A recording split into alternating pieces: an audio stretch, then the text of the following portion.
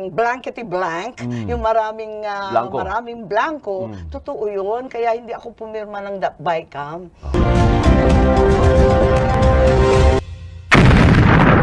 Tutuusin, ako talaga ang malaki ang taya diyan sa administrasyon. Gusto ko magtagumpay. Pagkat sa unot dulo, ako ay Marcos eh. Yeah. Yung iba dyan, hindi naman kayo Marcos, hindi ninyo dinanas yung dinanas namin. Sino pinariringgan mo? At marami. baka overtime tayo. Hindi, biro lang. Pero ibig ko sabihin, for example, nung nakaraang taon, nakita natin, napapaltan yung konstitusyon sa pamamagitan ng suhol. Pinapirma ng suhol. Abay, tinigil rin niya. Nung sinabi ko, nako, hindi maganda yan, tinigil din niya. Tapos ikalawa, yung impeachment. Nagsalita ako, sabi ko, wag na natin gawin yan, abala yan, magulo. Sana respetuhin ng iba. Sinabi na rin niya na wag tumulong dyan. Tapos, ngayon, eto yung budget. Nag-privilege speech ako sa Senado, nagulat ang iba, sabi, ba't mo inaaway? Sabi ko, hindi ko inaaway, wala siyang kasalanan dyan. Winawarningan ko, babala, na itong budget na to ay tapakabulok, walang kwenta. Linulustay ang pera at talagang kontra sa mga dakilang Ilocano. Mukhang tinutumbok mo ay si Speaker.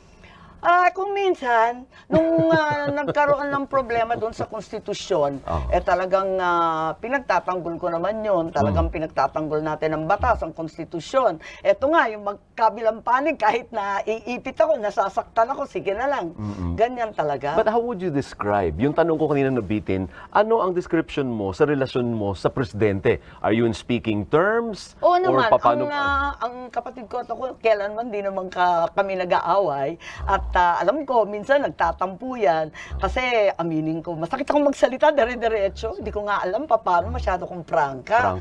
At yun, pero bilang manang, responsibilidad ko na sabihan siya, na warningan siya, na baka ito ang magpapahamak sa'yo. Ayun. So may basehan ang pag-question sa budget? Oo naman. Sige, anong Hindi basehan? nga ako pumirma eh. Pero yung sinasabi ni Pangulo Duterte at ni Pangulo Bongbong, magkaiba. Dalawang magkaibang dokumento. Kasi yung sinasabing blankety blank, yung maraming blanco, totoo yun. Kaya hindi ako pumirma ng BICAM. Kasi walang laman eh, nakakatakot. The amount of, open parenthesis, blanco, close parenthesis, ilang pahina yun. So hindi obra sa'yo na aayusin? Sabi ni Kimbo, aayusin ng mga technical experts daw. Aray ko! So hindi obra sa'yo yun? Hindi pwede yan. Alam niyo, yung pinakamalaki, pinakadakilang kapangyarihan ng budget at ay nasa Kongreso at Senado. Hawak yan ng hindi ng Pangulo. It's the power of the purse that belongs entirely to the legislature. Kung mga technical at kung sino-sino ang magpipilin the blank, nakaka-nervous yata yun. Huwag tayong papayag. At saka hindi naman technical. Isipin nyo, ilang trilyon yon? 1.3 trillion sa DPWH budget. One line lang ang paliwanag. Various infrastructure projects. Ang tanong, sino si VIP? Baka VIP lang ang nakasulat eh. So ang sinasabi itago ninyo, natin sa pangalan ng, di ba? Sino? Sige, pangalanan mo. Hindi ko alam. Bakit VIP? Kasi wala nga nakalista 1.3 trillion. Walang listahan. Sino nga may pakana nun? Tama ba yun? Hindi ko alam. Basta dumating na lang sa amin na ganun. So ang sinasabi mo ay labas dito ang presidente. Walang problema ang presidente. Ang may problema dito ay yung lehislatura, the House and the Senate leaders. Hindi ko alam kasi yun nga nung pinapunta kami sa BICAM, napunta akong minsan. 1 minute lang, nag-picture lang. Ganun lang, tapos na? Tapos na. Di nag-alisan na kami. Sabi ko, ano ba yun? Picture. Hindi, bibigay sa'yo. Di tanong na ako ng tanong kasi fina-follow up ko yung mga flood control. Di ba, yun kasagsagan yun ng 6 na bagyo. Inaasahan niya ng tao. Nasaan na? Naku, wala.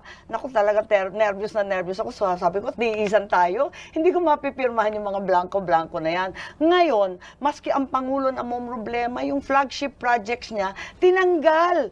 Hindi napondohan, miski yung mga flood control, yung mga tulay, yung mga public transport, lahat na inaasam-asam ng ating bayan, ng ating tao, ay hindi maisasatupad at tinanggal para sa mga kalokohang mga, kung anik-anik na lang. So agree ka na ito ang most corrupt budget in history? Is that an appropriate word term ba yun? Well, wala naman ako dito nung dekada 30 at Commonwealth at yung mga nakalipas. Pero sa panahon ko, ito na siguro yung pinakamalala kasi hindi ko siya maintindihan. Isipin mo, walang respeto miski sa Pangulo. Okay. Yung mga flagship project, hindi na inilagay. Lahat linagay sa program, which is wala lang, ala chamba.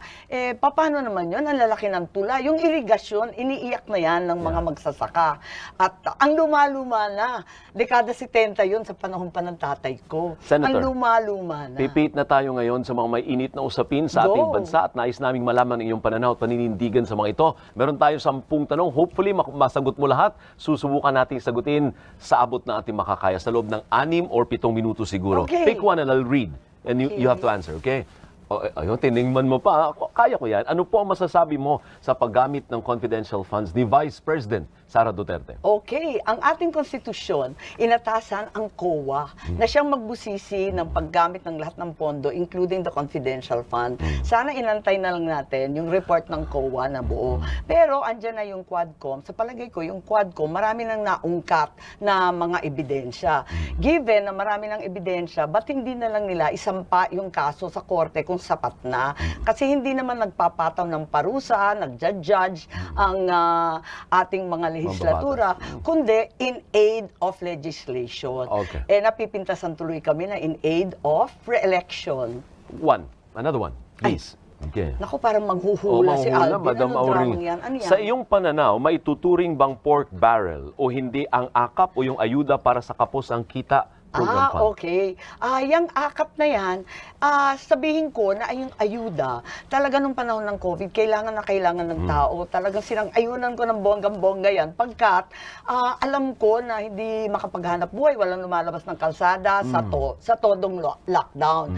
Pero, hindi naman pwedeng forever ayuda. Hindi naman tama yun. At kung magkakaroon ng ayuda, ng akap, AIX, pwede ba? Dapat maliwanag ang alituntunin yung guidelines. Kung may namatay, funeral expense. Kapag may sakit, dialysis chemo. Pag nasalanta ng bagyo, klaro, biktima ng bagyo. Pero hindi ata yan ang nangyayari. Ang labo ng mga guidelines. Wala pang guidelines, marami pang reklamo na palakasan daw kay barangay at kay congressman. Ang sakit naman nun. So, dapat ang tanong, maibigay dun sa talagang nangangailangan. So ang tanong, pork barrel ba o hindi? Pork barrel kapag hindi nagamit ng maayos. Another one, please. Okay.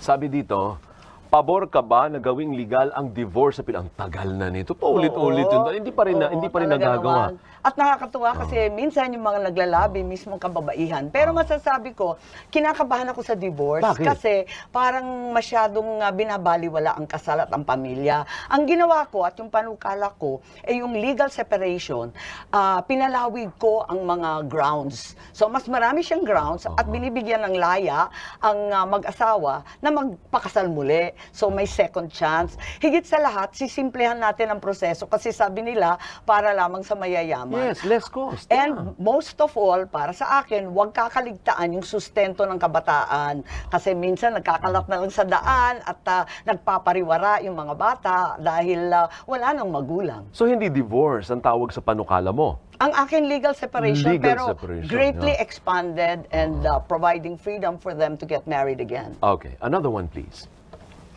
4 minutes pa. Kailangan bang itaas ang minimum wage? Kaya ba naman negosyante? Di ba meron na sa inyo? Pasado na sa inyo yung 150, may 200 sa Kamara. Okay. Tataas pa ba natin? Yes, eto nga. Ang dapat itaas ay hindi minimum wage, kundi ibagsak ang presyo ng mga bilihin. Saksakan ng taas ng mga bilihin. At dalawa yan, yung pagkain at gasolina. Talagang malaking problema dyan.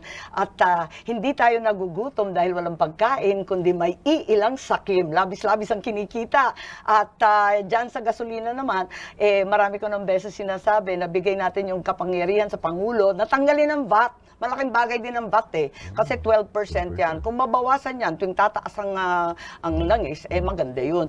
Ngayon, yung sa minimum wage, kailangan ibalanse, lalo na yung micro and small, humihiyaw talaga, hindi kakayanin. At yung pangangailangan ng ating workers. So, yun ang talagang importante para sa akin. At gusto ko nga patas na yung minimum wage sa buong bansa. Walang iwanan. We can do 2 more, I think. Okay.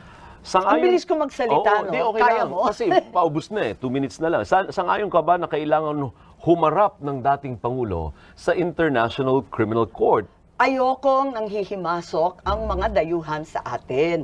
Talagang insulto sa ating judiciary na ang taas-taas naman ng pagtingin ko sa kanila kahit mabagal talaga naman puspusan na kinakarir ng ating mga judges. Ganyan naman ang sitwasyon. Bakit papakialaman? Di sirain na natin lahat ng korte natin. Napaka-insulto naman yata sa ating soberanya kung manghihimasok pa sila. Higit sa lahat, hindi na tayo member ng ICC. Wala na tayo dyan sa sinasabing Rome Statute, kung saan, apakaliwanag, kapag walang korte, tsaka lang sila papasok, buong-buo naman ang hudikatura natin, ang gagaling pa ng ating judges. One more. Okay. Okay. Kayang-kaya mo. Sino? Sa issue ng, ito may importante, West Philippine Sea, tama ba ang ginagawang pivot ng administrasyon sa US mula sa China? Para sa akin, kailangan kaibigan ng lahat, friend of all. Tama yun. Pagka tayo maliit na bansa, pag nag-umpugan yung dalawang dambuhalang bansa, tsak na tayong masasaktan. Kaya kinakailangan, talagang wag tayong papanig, isa laban sa kabila, isa laban na naman sa nas malaki pa. Kaya tayo dapat talagang umiwas sa gulo. Ang dapat talaga nating gawin ay palakasin at bigyan ng sariling kakayahan ng mga sundalo. Ayan ang kailangan. Dahil puro second hand na lang yung gamit nila, namumulubi na lang tayo, humihingi ng kung ano-ano. Hindi naman po pwede yan. Kasi sa hunot dulo, ang Pilipino pa rin ang magtatanggol ng Pilipinas. Nung panahon ng tatay ko, may defense manufacturing industry tayo. Lahat ng bala, lahat ng machine gun, lahat ng mini cruiser, ini-export pa natin yon, pati yung mga patrol boat. Ano nangyari ngayon? Lahat yan galing second hand sa kung saan-saan. Maawa naman tayo sa ating sundalo, self-reliant defense posture ang sagot. Now we'll give you a chance. Naubos na yung 20 minutes. Ganun lang kabilis. Kaya ang sa bilis mong magsalita. We'll give you a chance to give your final statement. Bakit karapat-dapat na mahalal ang isang Amy Marcos sa Senado? Ay nako, pwede ba mag-final statement? Go. Feeling ko lang kasi New Year. Alam ninyo, tinitingnan ko yung mga Amerikano ambisyoso. Gusto nilang yumaman, maging celebrity, sumikat. Ang Pilipino, payak na payak ang ating pangarap. Gusto lang natin sapat ang pagkain, sa hapagkainan, nakapagtapos yung anak, may konting bubong, kahit papano tahanan. Yun lang naman ang nais natin, napakasimple. Deserve ng Pilipino ang kanyang payak at simpleng pangarap. Deserve natin yaan. Kaya the service to the Filipino ang dapat nating gawin.